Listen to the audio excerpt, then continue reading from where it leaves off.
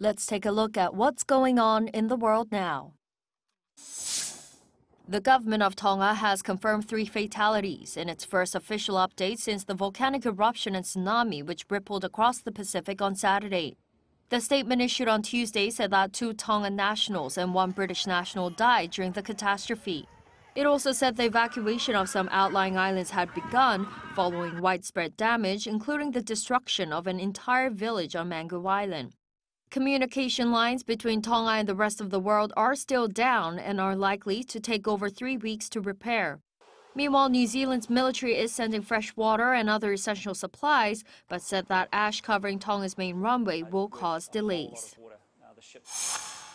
Microsoft announced Tuesday that it's set to acquire Call of Duty maker Activision Blizzard for $68.7 billion, the largest deal in the sector. Microsoft's offer of $95 per share is actually 45% higher than the value when markets closed on Friday.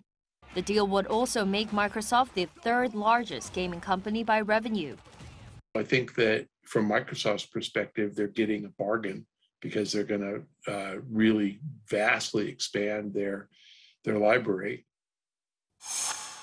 According to a report released Tuesday by Amazon, a Brazilian environmental NGO, the area of rainforest destroyed in the Amazon last year reached 1,362 square kilometers. That's 17 times the size of Seoul.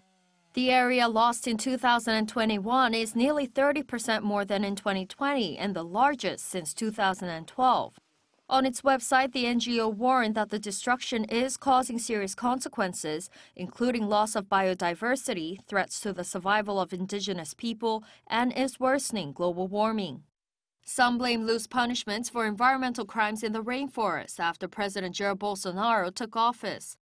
According to recent data, penalties for environmental crimes in the Amazon rainforest fell from 688 cases from 2014 to 2018 to just 44 cases from 2019 to 2020.